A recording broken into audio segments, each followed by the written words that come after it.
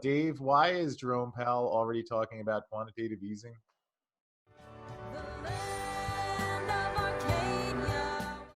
Hello there, my friends. Chris Marcus here with you for Arcadia Economics. And once again, joined by Denver Dave Kranzler of Investment Research Dynamics to dig into some of the fascinating things happening in today's financial markets. Real quick, before we get started, hit that subscribe button right down there and then that little notification bell so that when Dave comes on to break down the truth that, well, it's hard to find on Wall Street, you can be notified right away. With that said, Dave, how are you today, sir? I'm doing fine. How are things in Guacamora? Well, we're doing all right over here. And actually, I was a little confused. And hopefully, you can break this down for me because I was led to believe that the economy is great. President Trump says everyone should be out buying stocks and teddy bears. Yet, oddly, last week, Jerome Powell says Fed will aggressively use QE to fight the next recession. Now, obviously, Janet Yellen said we're never going to have another recession. Fed has fixed everything. So a lot of confusing stuff. But Dave, why is Jerome Powell already talking about quantitative easing? I don't know. You tell me. I thought the economy was fine. Trump says it's booming. It's the greatest economy ever.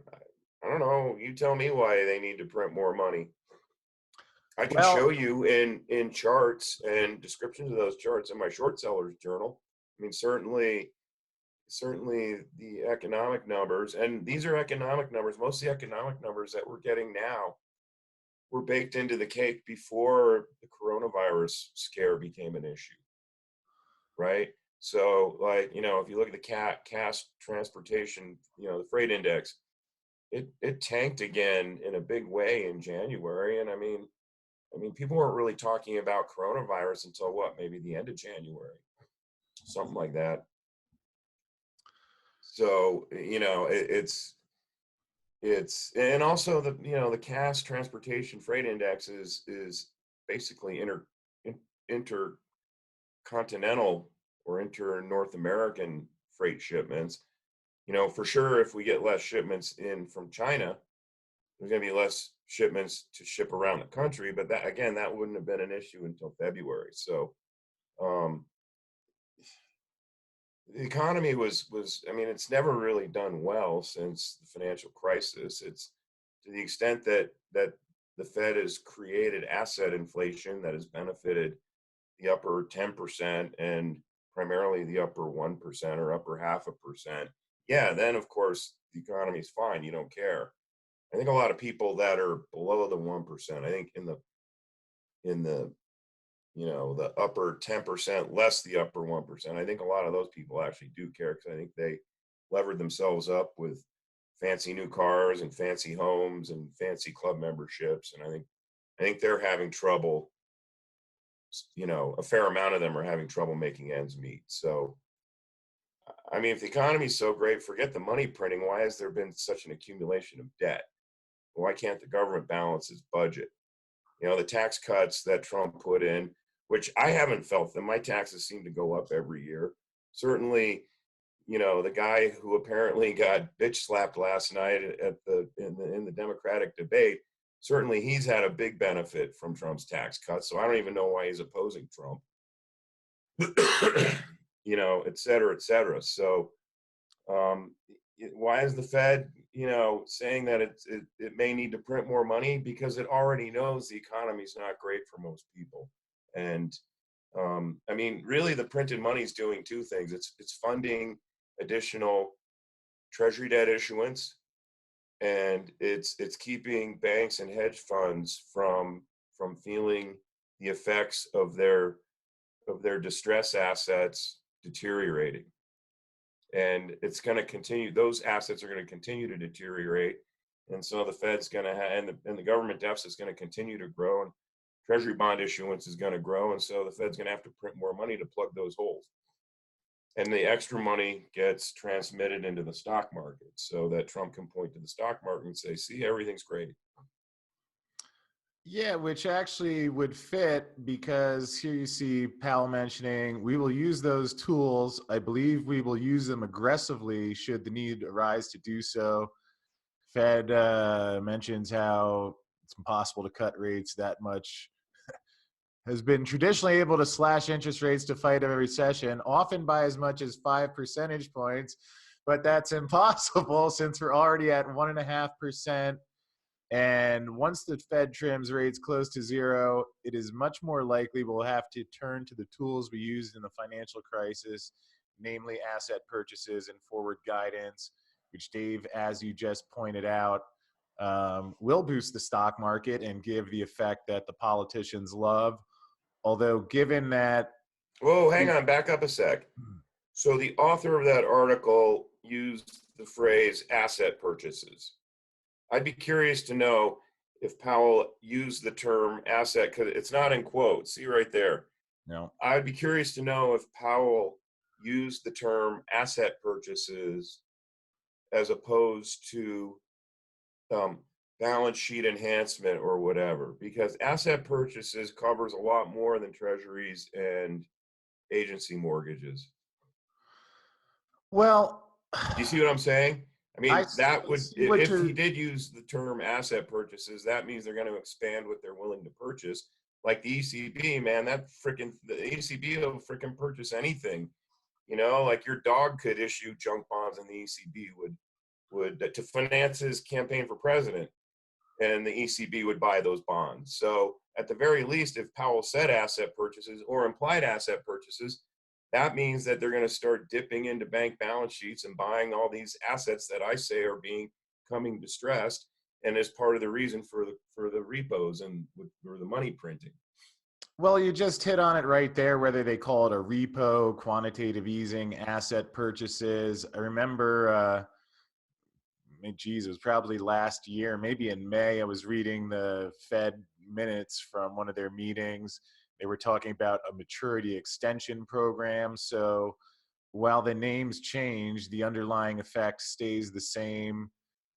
And I guess perhaps most importantly, is this, in case we didn't already have it, confirmation that when Ben Bernanke launched these quantitative easing programs now 12 years ago, 11 and a half, 12 years ago, and said this was going to fix everything.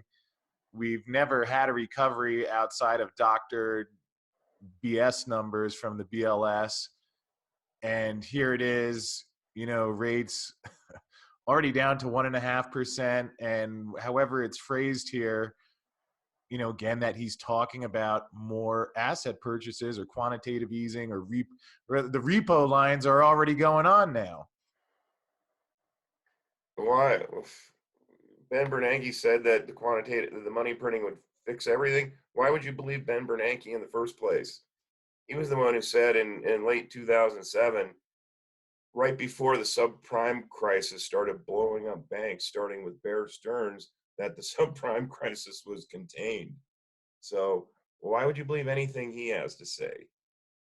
Well, fortunately, I read Investment Research Dynamics Short Sellers Journal, which you can find out about right there in the description below, which is Dave's home for the research he publishes, where you've been writing about these things. And I think it's fortunate that you do so. Unfortunately, there's a lot of people that are watching these debates, watching the Fed, watching President Trump, hearing that the economy is great, yet not seeing those things. So again, that's why I appreciate that you pointed out, because I think there are a lot of people that don't quite realize what's happening yet.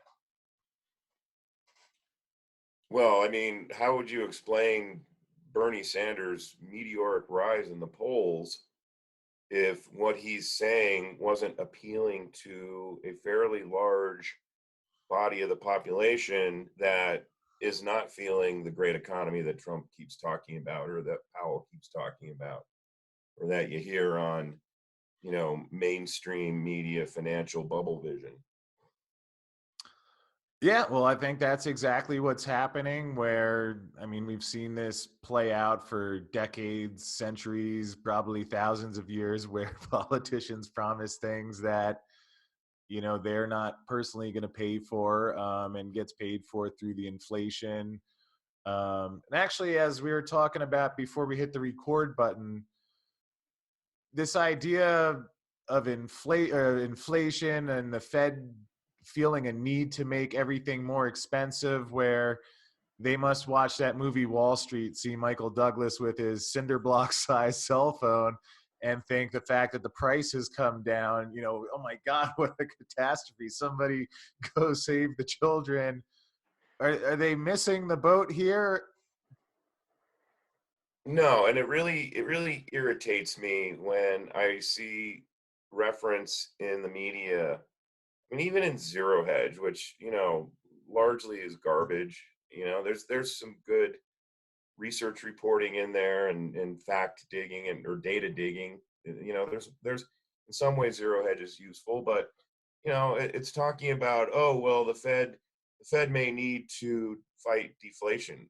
I mean, why, if they're talking about prices, why would the Fed care if I get to pay less tomorrow for a quart of orange juice that I bought today? I want to pay less tomorrow for that same quart of orange juice. Right now, I keep going in there. I'm not seeing price deflation because my quart of orange juice costs me more. Almost every month the price goes up, it seems like. Well, not every month, but there's some things. It's like, you walk into the store, it's like, holy shit, I paid 20% less for this last week. What's going on? Where's this deflation they're talking about? No, what they're talking about, it's it's bureaucratic code for um, money supply. They don't want the money supply or bank reserves to decline, because what that means, that translates into lower financial asset prices. So the deflation they're talking about, that gets misconstrued by everyone because everyone's brainwashed into believing that inflation is an increase in prices. That's your evidence that there's been inflation. Inflation is money printing in excess of wealth creation. That's the simplest economic definition of inflation. It's the devaluation of the currency, and that's why it translates into higher prices, or the misnomer that everyone thinks is inflation, meaning rising prices. No, it's currency devaluation from money printing. So when they say we need to fight deflation, it's bureaucratic Orwellian code speak for we need to keep printing more money. And that's it. That's what it means. And what they're terrified of is a contraction in the value of financial assets, i.e., a huge market sell-off, a huge credit market sell-off, especially in junk bonds, because and subprime type asset-backed assets, because that'll blow up the banks again, which they should have let the banks just blow up in 2008. It would have sucked for a bit, but we wouldn't be where we are now if they just let the market do what it was supposed to do and cleanse the system. No, instead they added more financial coronavirus into the system, and that's what we're dealing with now. Yeah, and it certainly is unfortunate, because I know life isn't quite so easy for a lot of folks out there that are paying the price of this, where there aren't as many jobs, despite the number that the BLS puts out, and things are getting more expensive. Um, which is why, again, I appreciate the journals that you share, the Mining Stock Journal and the Short Sellers Journal, which people can get at the link below if they're interested, over at Investment Research Dynamics. And Dave, just in wrapping up, any final thoughts on what we're going to see next coming out of this?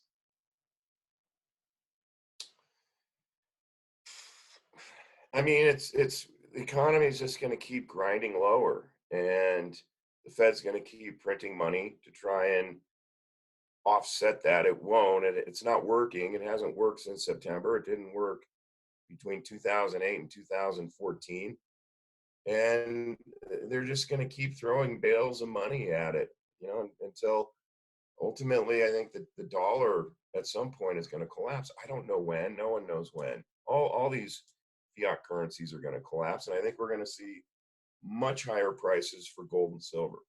In fact, that process has started this week. I mean, gold's up, close to $40 from where it closed last Friday. And it can't be flight to safety coronavirus fear, because the stock market outside of today has been flying this week. Yeah, it's interesting to see the metals finally rising, and Tesla was also rising back above $900 this week. So, No, that's for next week. Don't get me started on Tesla. but Tesla is emblematic of just how fraudulent and corrupt our entire system is, especially the financial and accounting system. well, it would be interesting to see what happened to Tesla. Were those repo lines removed, which I'm guessing we probably won't see in this lifetime. But Dave, I appreciate you joining me as always. Again, Dave Kranzler of Investment Research Dynamics.